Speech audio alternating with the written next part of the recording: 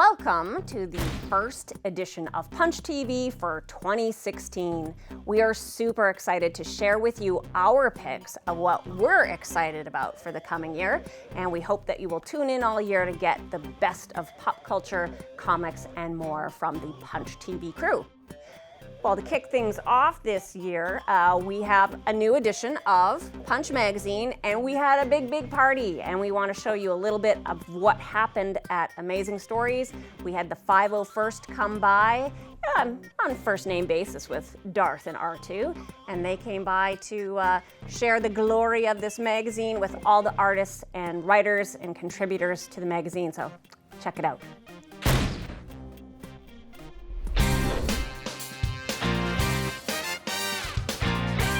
For you guys, Star Wars is truly a family affair, isn't it? For sure. It's very definitely a family affair. How did you first get introduced to Star Wars? Well, I got introduced by my dad, and back when, shortly after the movie came out on Betamax, of all things, right? You know, most people don't remember that, but we had a beta and wore it out. Literally wore out a couple of copies, and then went and saw Empire Strikes Back with my grandmother and my family, and just kept going from there. What's your favorite part of Star Wars? Well, it's kind of like when they start to battle, because they usually they start to get on their ships and start to get off of them, and then they start to fight. So you like the action stuff more than the talking bits? Oh yeah. I'm down. Have mercy. Do you have a favorite Star Wars character? I would consider Yoda, yeah. Why is Yoda your favorite? Because he's green, and my dad likes green, and it's my favorite color, so. Okay, that's fair enough. Are you planning on seeing the new Star Wars movie? Oh yeah, definitely. Bill has an article about his family affair with Star Wars in the new copy of Punch. May the Force be with you. We are here with artist Rebecca Riley and her beautiful assortment of Star Wars art. She has a piece in the new Punch magazine of Princess Leia, who is gorgeous. Tell us about your process of making these wonderful portraits. I just think about what I'm into at the moment and then sketch it out really quick and either paint it or refine it as a drawing. How long does it take you to do the average piece? Probably 2 to 3 hours. That's really quick. I know. I really love your Jabba. I was just sitting on the couch and thinking about Jabba the Hutt, and then I remembered Titanic and thought that they should go together. He should be drawn like one of the French girls. That is awesome, especially with the heart amulet. I've made a bunch of Star Wars scenes out of Lego. I've drawn Star Wars. Sometimes I even eat with Star Wars forks.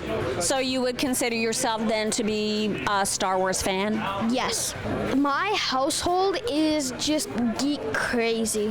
Definitely. Are you going to see the new Star Wars movie when it comes out? Yeah. Are you excited? Yes.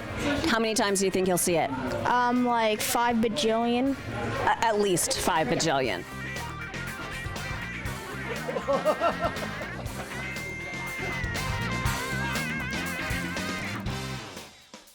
I am here with artist Curtis Witt, who has contributed to the latest issue of Punch magazine. Your submission is really funny. Do all of your art pieces have a bit of a comedic spin to them? Not exactly. Most of my artwork is more serious. I came up with this on the fly for the submission. Sense of humor is classic Star Wars. Greedo trying to get into heaven, saying, I swear I didn't shoot first.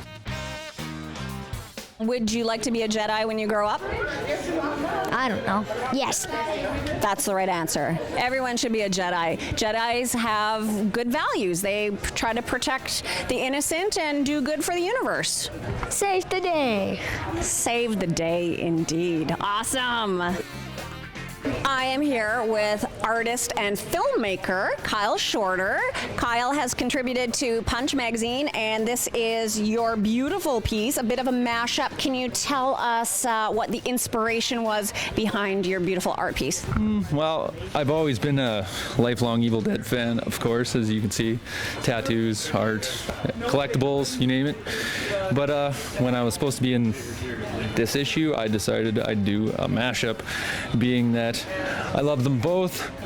I couldn't decide what I wanted to do, so I just did an Evil Dead picture instead.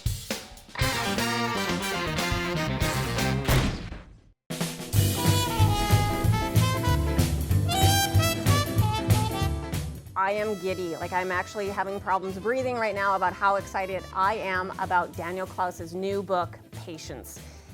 It's been 5 years since he put anything out. Fantagraphics put out this collection of his comic book 8 Ball, which was in the late 80s, early 90s, and is the greatest. It's not for everybody, I get that, but I love it, and it is the book that turned me into the comic geek that I am proudly now. So that is like mind-blowingly great. I'm super excited about that. It will be in the spring sometime if they keep their word, and hopefully they will. And other than that, more Venture Brothers in 2016.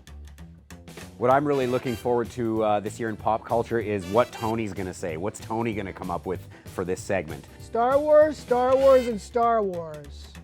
No, I'm kidding. What I'm looking forward to this year is Captain America Civil War.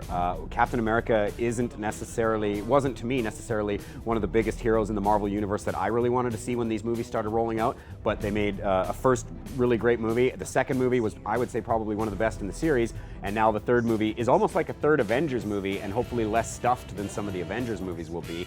And it'll be really neat to see, hopefully, a little bit of Spider-Man maybe in that movie if Marvel and Sony can play in the same, bring their toys to the same sandbox together. So I think it's going to be a great one.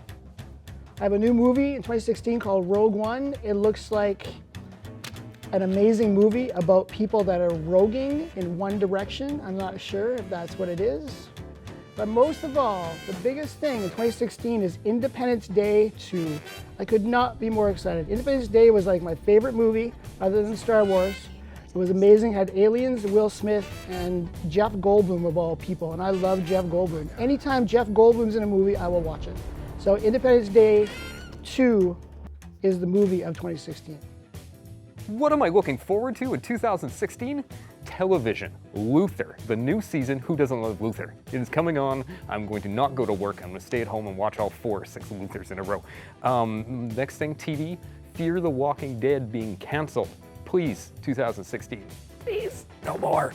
Movies, Ghostbusters, of course, because who doesn't love Ghostbusters? Deadpool, because it's going to be awesome with a higher rating. Pride and Prejudice and Zombies, one of my favorite books, now into a movie. We'll see what they do with that. The Magnificent Seven, and to follow it up, Jungle Book. It's going to be great. I saw the preview. And of course, I'm also looking forward to Mad Max winning Best Dramatic Picture at the Golden Globe Awards this year. And video games, Uncharted, Gears of War, and Mass Effect, one of my favorite video game series, coming out with a new one. And when we're talking comics, 2016, I'm looking forward to all of them. All of them! Was that a minute?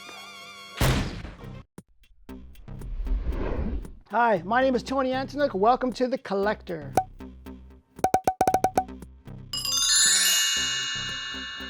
This is a good time for me to talk about something that I don't know much about. So I brought my special guest, Jeff Kosers, in tonight, and we are going to talk about CGC books. These are books that are slabbed, put together. What exactly is a CGC book? CGC is a service that you can get done to any comic book. CGC is a company that will professionally grade your comic book.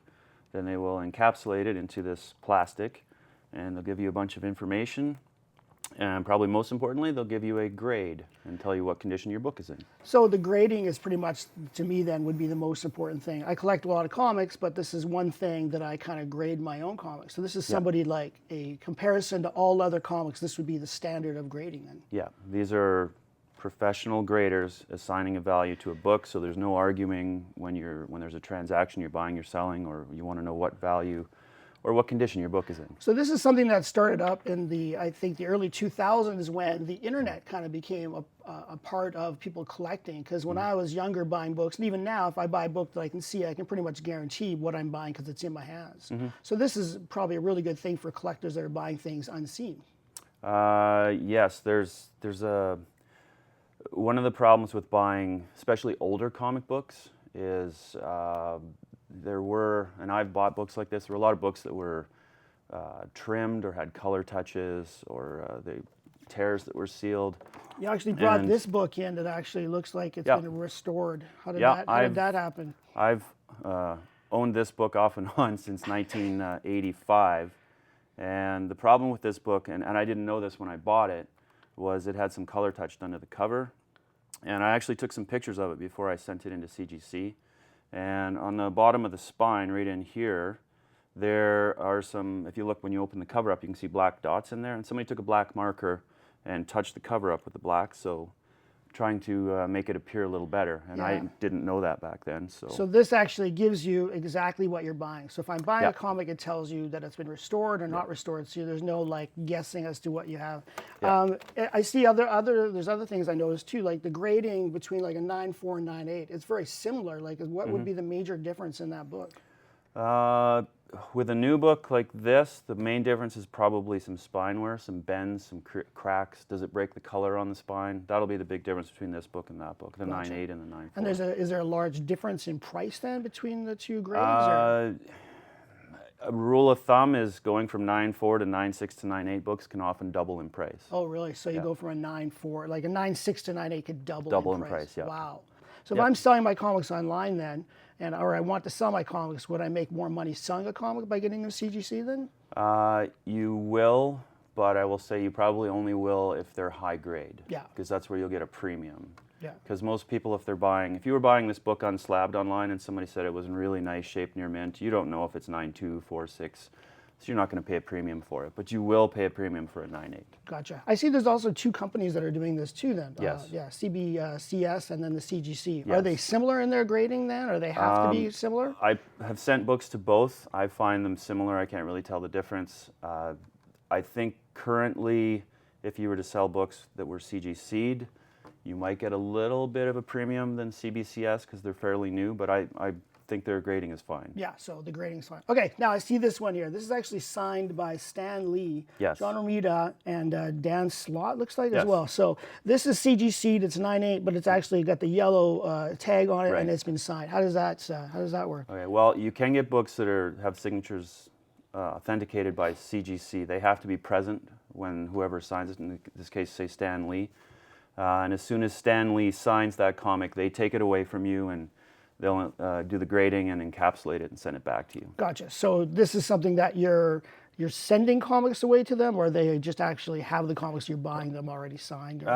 You probably have your own comic. Yeah. And you went to a comic convention, say, and Stan Lee was there and he signed it, and CGC some representative will be standing right there watching him sign it. So what's happening then with, how do I go about doing this? Like if I have like a large collection of comics that I want a CGC, also just to keep them so I know what the grade is, so how do I go about doing that?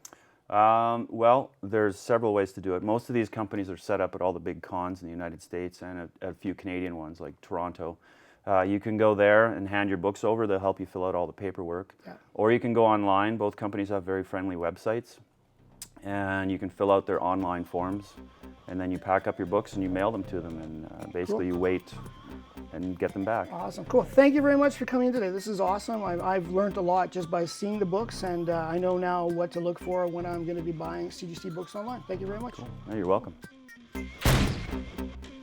Hello, lovely ladies and gentle dudes. My name is Hank, and on this edition of Tweet Beat, we are going to be talking about my favorite television shows of 2015. And to start the tour, we are going to go to my favorite place in North Dakota, It's Fargo. Yeah. Fargo Season 2 on FX is the best show on TV. If you disagree, I'll send the Gerhardts after you. It's a 98 out of 100. A family gang takes on the mob and everyone wins.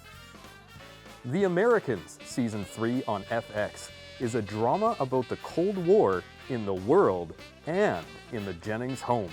96 out of 100. Hashtag travel agents have all the fun. Unbreakable Kimmy Schmidt on Netflix is a miracle. Escaping from a doomsday cult with the best theme song ever playing in the background is epic. 91 out of 100. The Jim Gaffigan Show on TV Land is a great comedy about fitting as many people as possible into a 2-bedroom New York City apartment. 88 out of 100. Hashtag food humor. Big Time in Hollywood, Florida on Comedy Central. At what lengths would you go to keep living at home with your parents? 84 out of 100. Hashtag responsibility is for squares. So that's about all the time we have for the television shows on the show. But if you want to see the full list, you can go to the Facebook, the Twitter, at Hank and Kelso, and at Shaw Punch TV. That is it for me. My name is Hank, and if you have not made a New Year's resolution yet, you can steal mine. Stay at home, watch more TV. Tweet beat.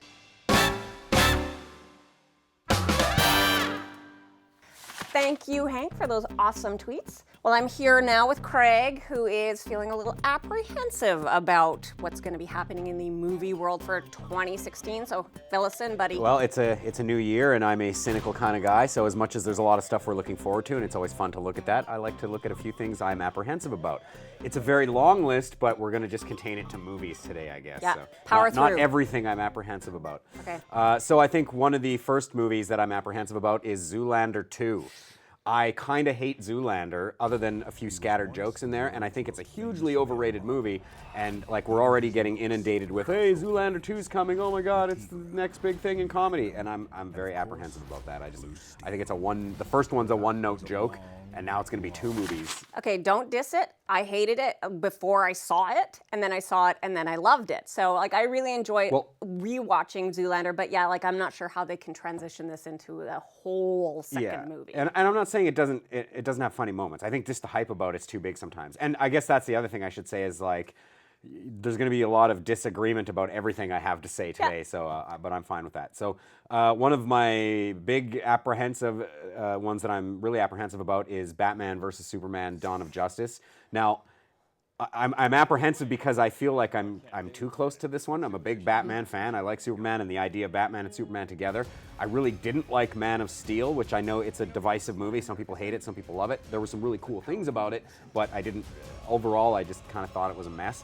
And so I'm kind of afraid that they're doubling down on that mess with Zack Snyder to kind of move DC in a direction where they want to do the sort of Marvel film universe thing, but for their own properties.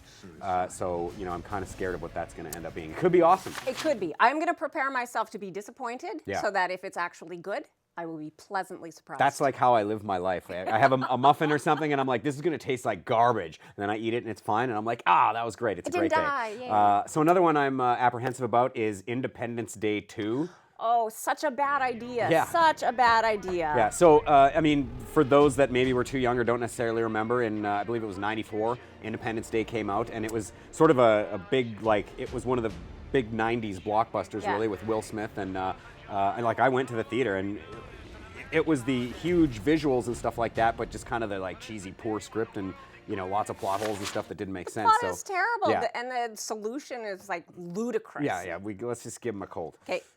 Done. So the other one, this one I'm apprehensive about, but not in a super negative way, is the new Ghostbusters movie, where they've filled it out with an all-female cast, which I'm also like, part of me thinks that's awesome because go ladies. Part of me thinks that's kind of contrived to even do that, right? So, and of course we have had other Ghostbusters movies that didn't measure up to the original Ghostbusters. So I'm apprehensive about that one. Yeah, it's going to be hit or miss. I think it'll have some good laughs, but it probably will end up just shelved after the fact, and of course not coming close to the mark of the original. Yeah, and it has a great cast. But one more I'm apprehensive about is Suicide Squad, which I think is a really neat idea for a sort of a little bit more obscure property. And obviously, we're getting another take on the Joker by Jared Leto. Which that's probably the part I'm most apprehensive about, really. I mean, obviously we've seen the photographs and stuff that have been released and his tweets and things like that, and I don't know. I mean, I guess you do want to take a very different take than Heath Ledger and Jack Nicholson and Cesar Romero, even the guy that wore them had a mustache under his that's hair. The best. Yeah. But I don't like, and I think Jared Leto's a great actor, but I just something about it's just making my skin crawl. I don't know if it sits right with me. I am looking forward to that, but more so the Harley Quinn aspect because I think she's a really compelling character, and she has been getting like so much buzz as far as like kind of newer characters in the canon of DC. Yeah, she's picked up like a huge demographic, and so yeah, I kind of want to see what they're going to do with her. Yeah, that'll be cool. And there are other. I mean, it's a neat comic book. I remember reading when I was a kid. So it's a neat idea that they're all these kind of villains that have been sort of forced to be good guys. Yeah, basically. it's like so the bad guys it could be awesome. are the good guys. So some of these, when I say apprehensive, I mean like I'm just scared of what it will be, and I'm hoping it's good. I agree. Well, hopefully they pan out and everything will be good, and you can. Yeah, I'm just gonna go home and calm chew down. my nails Yeah. for a while. Awesome. Yeah. That's beautiful. Thanks, Craig, for bringing in some great picks, and we look forward to having you on the set and joining us to give more picks throughout 2016. Well, that wraps up another edition of Punch TV. We want to thank you for joining us, and we would love to hear what you're excited about for the coming year. You can tweet us, you can email us, or you can check out our Facebook page. I want to say a big thank you to Jeff Koser for coming in and sharing his collection and informing us and educating us a little bit about the CGC process. And of course, my regular crew, Craig, Hank, and Tony. And thanks to you for watching. Keep your dukes up.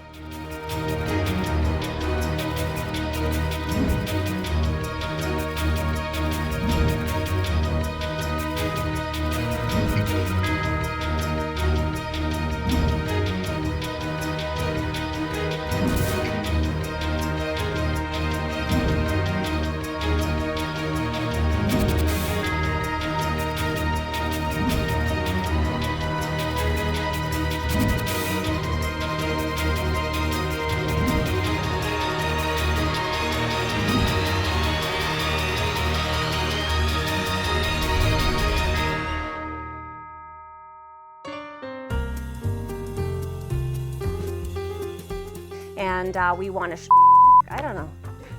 Start again. Okay, we're still rolling. All right. Can we have 70s porn music? Lobo, L-O-B-O. And your other daily life name? It's Richard. Where's the Shatner? New piece of work? And do you have the killing joke that you did on the show? Oh my God, there it is. I am the great Maleficent. I am Scarlett Johansson. Okay, who would win a fight? Oh, the Punch record is about to fall again from that same spot. It's a bad spot. Ow. Don't distract me. Don't distract me like that. Come on. Come on. Laugh with, not at. Okay? No, there's a difference. It's in your eyes. It's in your eyes. Is it Kaysen or Casson? Kaysen. Kaysen. Host J. There we go. You can still rolling. Yeah. Host JD Kaysen. Host JD Kaysen. Very glamorous. Glamour. Yeah, I have really bad posture. Me too. I like to walk like this. Yeah, you do.